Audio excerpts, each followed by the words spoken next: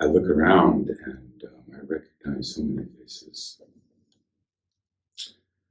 And so many faces I recognize from sitting together every morning, as we've been doing for some time.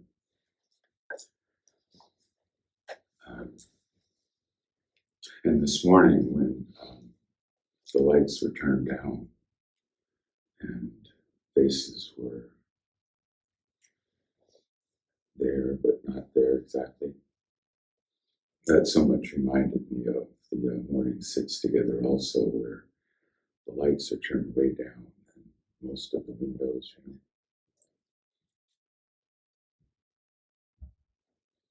and how sometimes, somehow, in that place where I can't really make out the faces, and the name things on the bottom of the Zoom windows are just kind of, I'm not paying attention to them.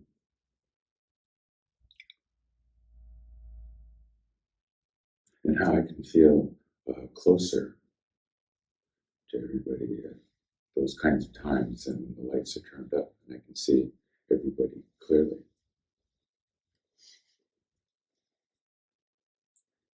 And I wonder if I share that question with Tess about what is it I do to keep myself separate from people?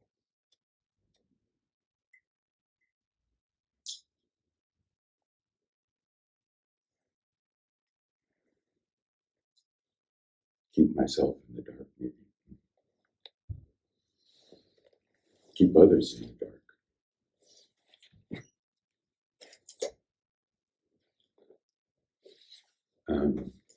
In the morning, we've been sitting for the last couple of months, this month with Matsu, one koan for a week, sitting with one teacher, one koan, 1 week. And before that, Shurto.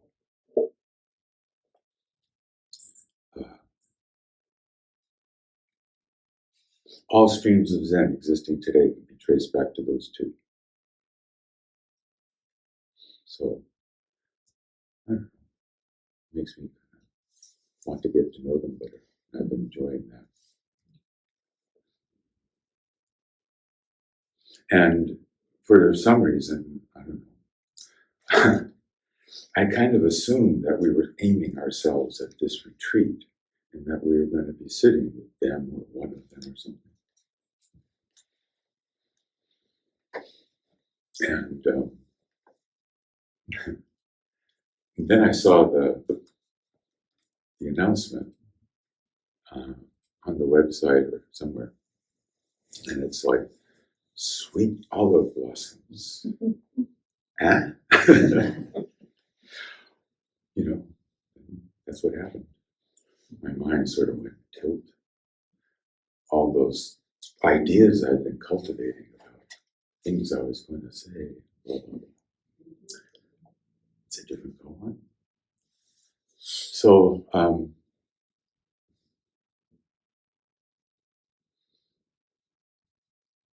that hung around for a while, and then it moved on. And as they do, it's one of the things I think we come to notice when you get a chance to sit for a chunk of time like we're doing, to notice that one of the things we notice is that things come, things go, unless I grab onto them. It's good to notice. And so that sort of tilt mind hung around. I grabbed onto it for a while, then it moved on. And my curiosity was there, trusting that this was not a mistake. Although maybe that was part of the tilt consciousness, this is a mistake. Why is this happening to me? That might be my question from last night that I had that question. Or who's doing this to me? My wife's in Japan, has been for a few weeks now, where she's visiting her mom. And she does that kind of regularly. So I'm home alone with the cats. And it's a really interesting time for me regarding that question about why does this always happen to me? Who is doing this to me? When I'm standing in the kitchen and I reach for the coffee scoop, and it's not there. And reflexively, it's not even words, it's just a feeling like, who did that? It's blaming, it's angry, it's, who did that? If my wife is there, it's not who did that, it's like, why did she do that? But when she's not there and it's just me, even though that reflex, it's just a reflex, it comes out. And, it doesn't have anything to stick to other than me. And I appreciate those instances of how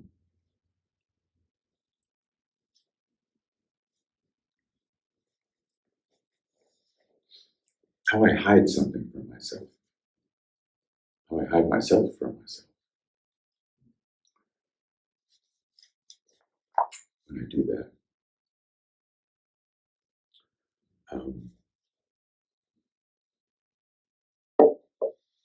And as I was appreciating that way that this koan was showing up in my life,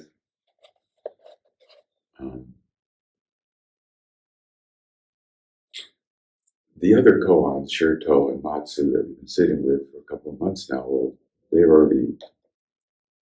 they've been hanging out for a while, and they don't go anywhere. So now I've got a conversation going on. Shirto and Matsu have already been talking and having a grand old time with me. And now Olive Blossoms joins the conversation, which is certainly not the way I thought of koans when I first bumped into them. And if you're new to koans, and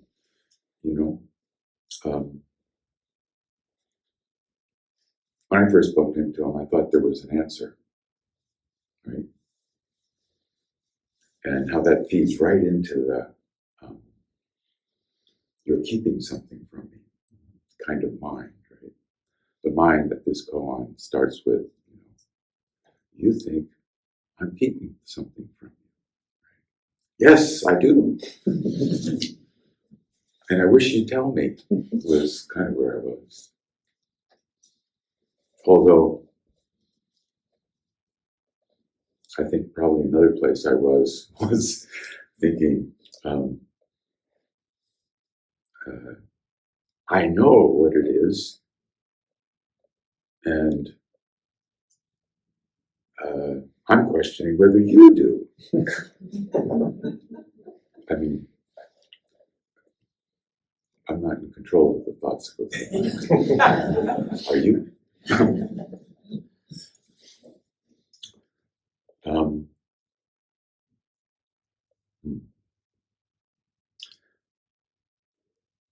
And how,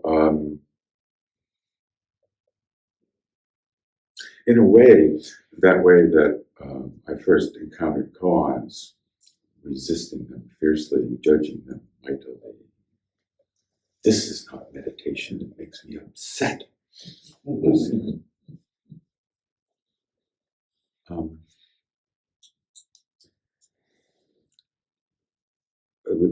It felt, at the time, I was righteous, really. I'd been meditating for a while, and I had attained a certain amount of chill, right? Didn't get upset like I used to. That was progress, I thought. And koans upset me. So, knowing everything, I thought, well, this is a meditation. I don't want to do this. I'm not going to do this. I'll just stay with my mantra.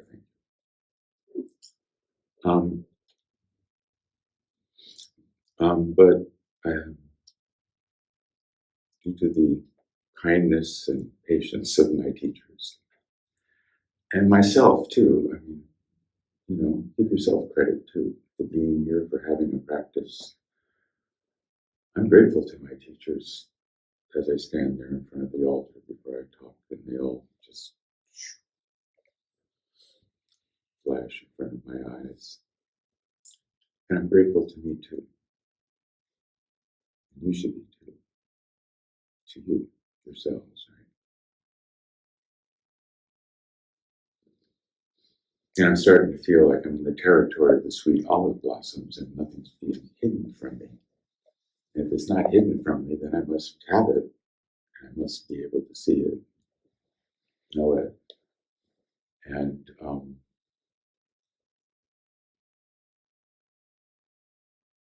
an exchange between a student and Shirtoa comes to mind, where the student says, um, tell me about liberation. Right? Tell me about enlightenment. Tell me about getting free. And Shirtoa says, who has bound you? That's what happens when I'm looking for the coffee scoop. The question's kind of there. Who's bound me? Who's who? Yeah. Which is to say, you've got it. You don't have to get anything else. You don't have to reach out there. The olive blossom koan kicks off with someone asking something like, what is Zen? And another koan that starts that way comes to mind, where a woman asks, what is Zen? Of her teacher. And her teacher responded, the heart of the one who asks. In that little exercise we did last night, what is your question? How important those asking is.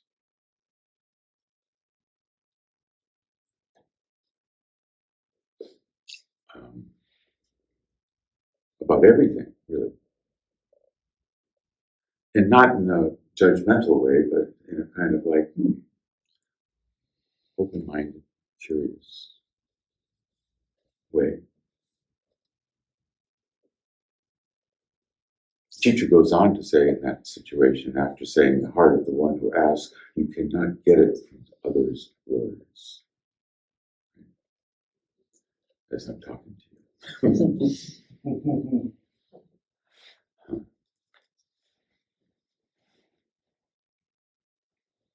I suppose my hope is my words are your words. In the way my face is your face in the darkness as we sit in the morning.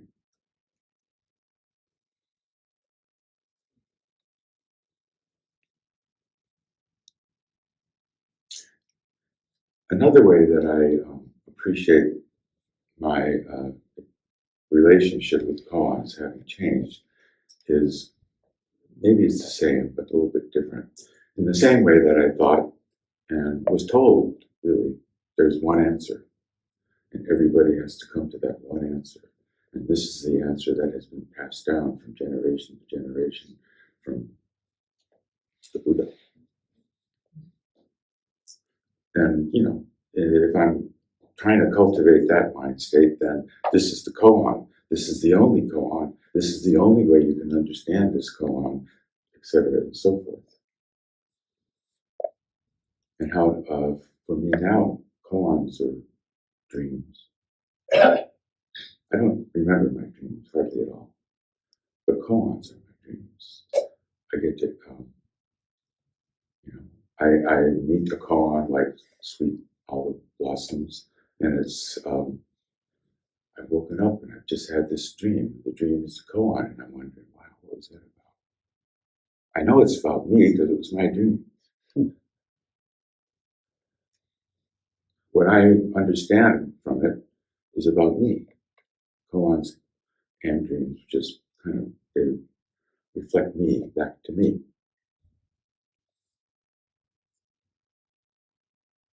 The cool thing is when we do something like this, or even online, sharing a koan together, we're all saying we've all woken up and had the same dream. And then explore what it means to each of us. And can you say, no, that's not it? It's like saying, no, that's not your favorite flavor. You can't say that. Which is good because I probably have the impulse to say that, but I know I can't. I shouldn't. It doesn't feel right. And again, it's like a reflex. But, because my mind just goes to but, no matter what is presented with.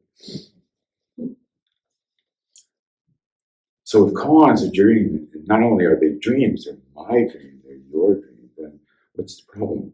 I'm going to hang out with my dream. I'm going to be curious about, well, what's it telling me about me? What do I see about me with the koan? Having conversations with someone who maybe asks you, well, what's that in your life? To help. And when I ask what's that about in your life, I'm asking myself too, what's this about my life? And we're both in the dark together, asking that question at that moment.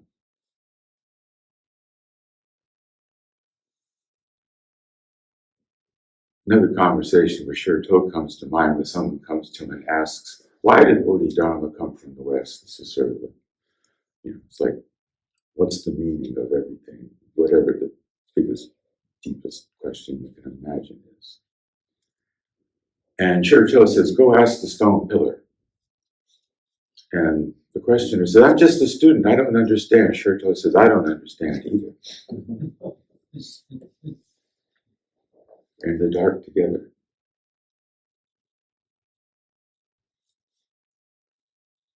You talk about how it's not about understanding rationally and all that stuff, but it's about being in the dark together. What that feels like. What did it feel like this morning? Sitting in the dark together. The lights were up, the lights went down. Did you notice the difference? Good to notice.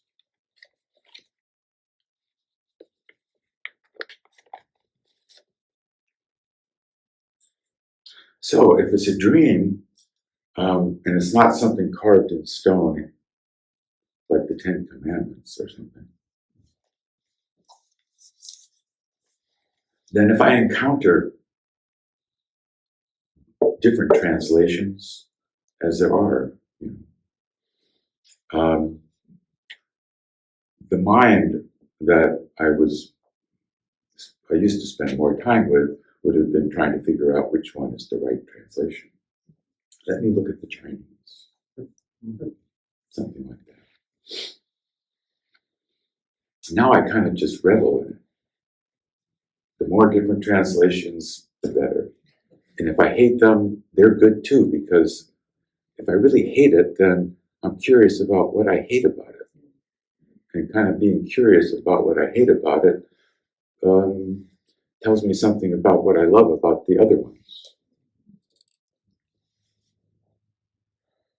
And I don't hate it anymore, I kind of appreciate it for its limitations.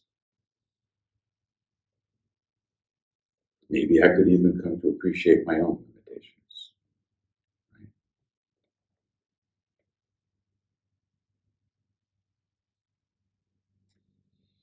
Right? Now Sun-faced Buddha, Moon-faced Buddha is visiting, and remembering how when that was the koan we sat with from Matsu, there was a comment someone sent along. It was a quote from Shunryu Suzuki, who said, we can enjoy our life only with our limited body. This limitation is a vital element for us. Without limitation, nothing exists. The vastness, there's no limitation, there's no boundaries. We call it nothing. Without limitation, nothing exists, so we should enjoy the limitation. Weak body, strong body, man, woman. That doesn't mean I have to like it. I can hate it. Then I can maybe even enjoy hating it. Like, I don't have to pick and choose. I don't have to judge something as good or bad. It's just, this is what is now, here. Olive blossoms. Hate.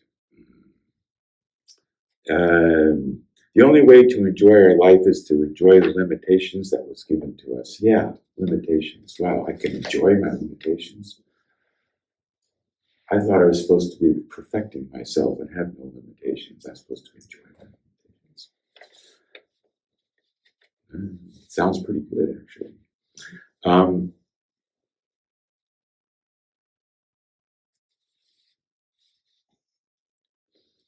Limitations like not being able to remember where I was. And then it's not a problem anymore. For a minute, it was a problem. I said hi, and it said hi, moved on, and I still didn't know where I was, but now I do. I was talking about the different versions and appreciating translations, and it shouldn't be that hard. That's what I say about my practice. It shouldn't be that hard.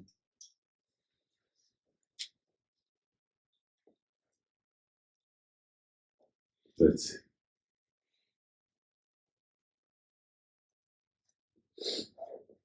Well, the first thing I noticed is that in most renditions, the person who is the poet comes to their Zen teacher as a Confucian. That's no problem. She can be a Confucian. Why not? There were female Confucians. And the quote from the classic quote was from Confucius. I thought, Confucius, that's funny to stick in the mud. I'm Confucius?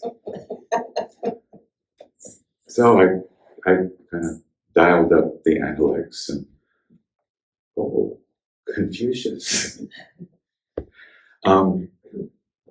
This encounter where Confucius says to his students, friends, you think I'm holding something back from you, happens in chapter 7 of the Analects. That chapter's name is Transmitting Insight. I found that interesting.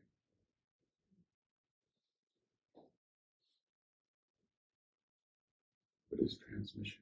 If I've already got it, what's the point of transmission? And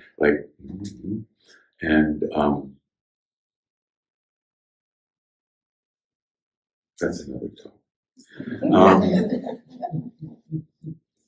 So there are a number of verses. It's kind of like the Bible, chapter this, verse that.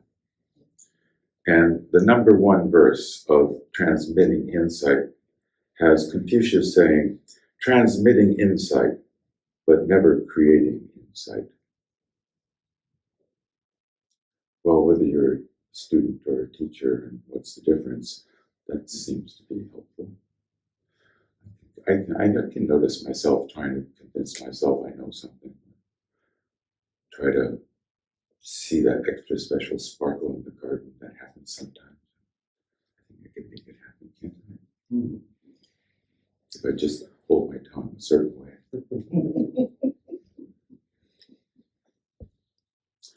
Number 2, to understand through dark silence. Any Zen teacher said that, I say, yeah. Confucius said that. Dark silence. To explore what that dark silence is. That's what we're doing.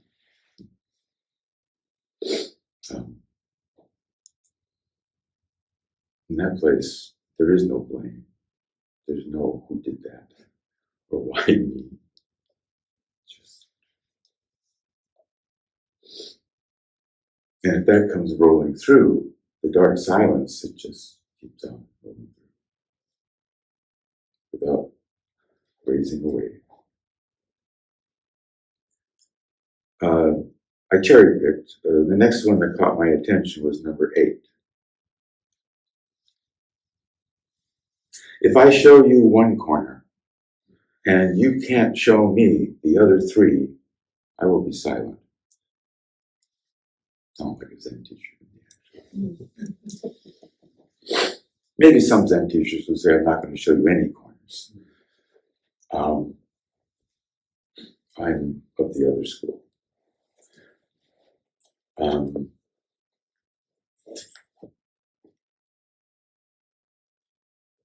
And how that is saying the same thing. I'm hiding nothing from you. You have it. I'll give you a little hint, but you got it. So now you show me what you got.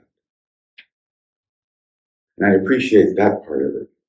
If you can't show me the other three, and how that's an integral part of koan practice.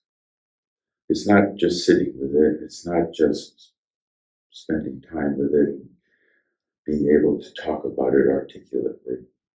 It's not even just being able to talk about it in terms of how it's appearing in my life.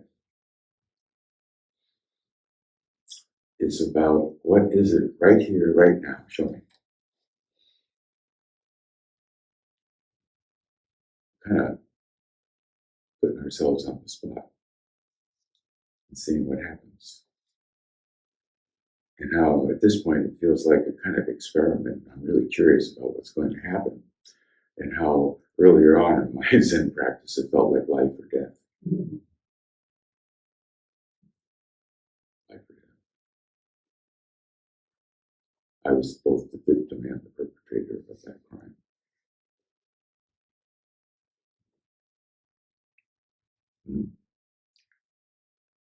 Number 24. This is the one where he says, do you think I am being secretive, is the translation I'm looking at, but I'm hiding nothing from you. I share my entire life with you. That's who I am.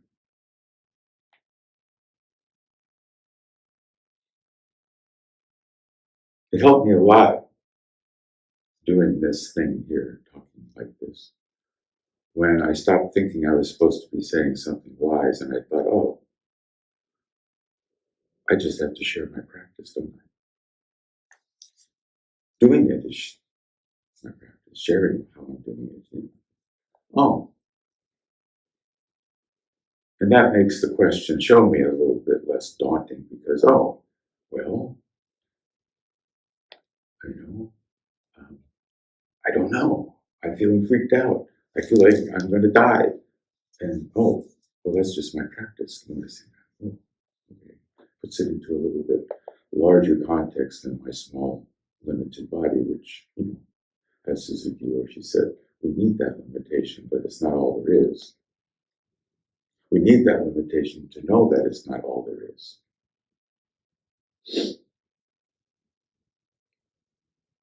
Number 35, kind of remind me of Sun-Face Buddha, Moon-Face Buddha. Matsu was dying, answering that question about how he felt. And Confucius was terribly sick, and the student came and asked him if he might offer a prayer. And Confucius says, is there such a prayer? There is, said the student. The book of eulogies says we pray for you to the gods and spirits above and below. Confucius nodded and said, my life has been my prayer. Right? Our life is our practice. I was kind of impressed, I guess, with the practice when I heard a teacher say, meditation is prayer. Prayer is meditation. And my knee-jerk reaction against that word, prayer, didn't happen. It was like, oh, okay, cool. My life is my prayer. My life is my meditation. I hear Matsu saying, this very mind is awakening. This one here, the freaked out one, the one who thinks she's going to die. Whatever positive or negative possibilities that might be going through your mind, that's it. That's Buddha, that's awakening. I still notice how my mind tries to make this very mind a special kind of this very mind. It's not. It's not discounting mind states as not being it, but still there's this unspoken somewhere down there. It's like that place where I think I'm never going to die. That place down there.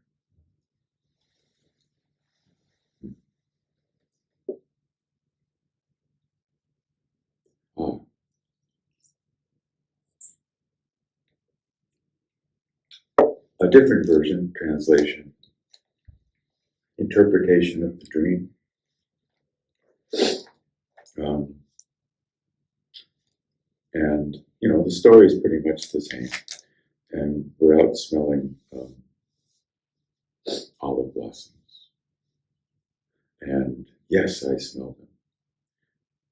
And the teacher responds, that which I see, that which I smell, is just the same as you. There is nothing I can hide from you. I kind of like that one. I don't care what the Chinese says. And maybe there's some parts of it I don't like so much, but well, that's interesting too. It just enriches my appreciation. I do not like anchovy paste. I don't like anchovies on my pizza. But I know that I like anchovy paste used in sauces because it gives it a little something that I kind of like. It's kind of like that.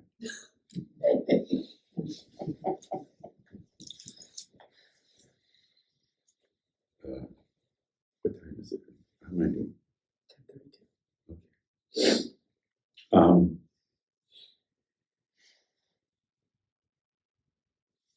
As I mentioned, there's another koan that asked about what is Zen, part of one that asked. Another koan that had that question involved came along too, and I appreciated a kind of parallel, a rhyming. It involves a student going to see the teacher, and the teacher saying, you know that popular song about the woman who's calling to her maid but doesn't need anything, but only wants her lover to be able to hear her voice, This is the equivalent of saying, you know that Bob Dylan song, Blowing in the Wind? This is it. That was a popular song in the Tang Dynasty. And now it's a koan we revere. But, no reason not to revere it, but just to say. And the student doesn't get it. No, I don't get it. Just as in the olive blossom story, the poet, Confucian person, doesn't get it. There's some cooking that goes on. And that cooking process is something I've really come to appreciate. And I used to hate being stuck. Once I finally was cultivated by koan practice and appreciated it, thought I had it nailed. Then I'd hit a koan and it would just stop me. And all of my doubts were there. Oh, I really don't know.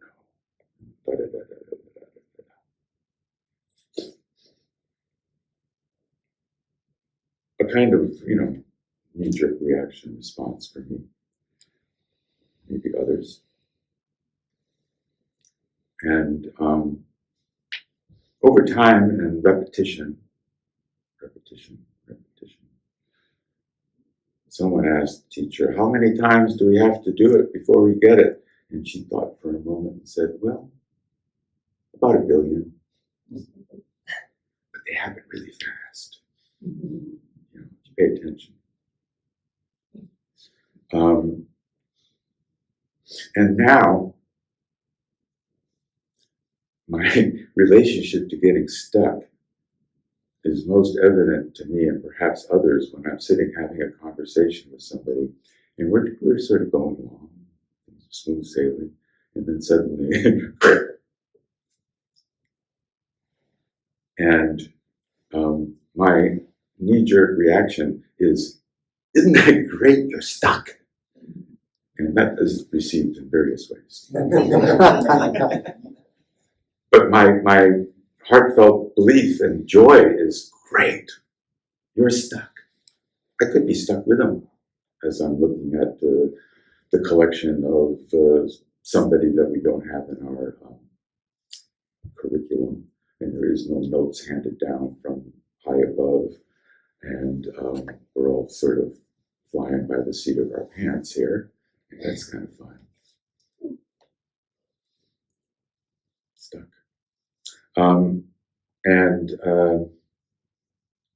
that's part of the story that I'm looking for now, where I'm not hiding anything from you. And the person goes off, and as in the dream, where, at the end, understanding about how we're going to meet when we're two piles of ash, there's that dream happens, that sleeping happens. There's a way in which we say sometimes at night, the meditation keeps going, even in our sleep.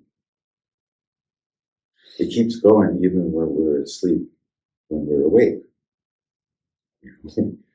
Even when I'm spacing out, even when I'm not, even when I can't remember what the koan is, the meditation is still going. Because it's just whatever is going on is going. That's it. This very mind is Buddha. Matsu. The phrase ordinary mind is Buddha is one of those, oh yeah, I heard that before. Maybe even you remember that it was Zhao Zhou's teacher, Nan Xuan, is famous for saying that to Zhao Zhou. But it was Nan Xuan's teacher, Matsu, who told him that.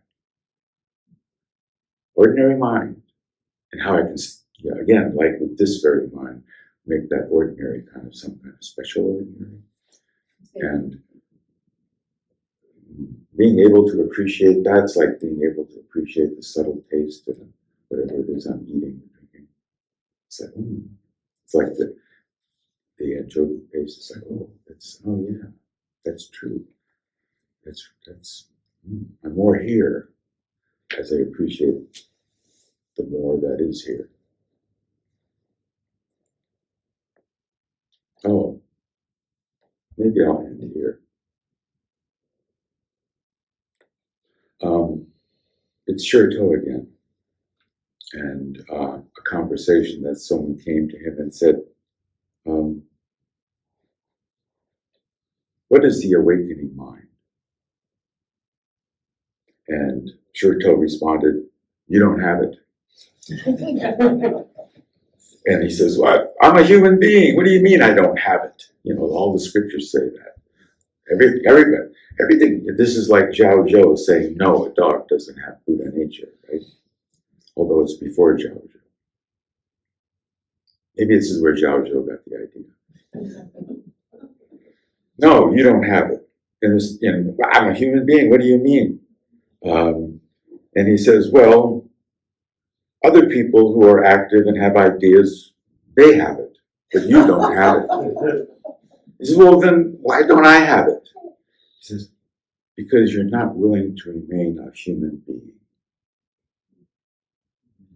This very mind is Buddha. Ordinary mind is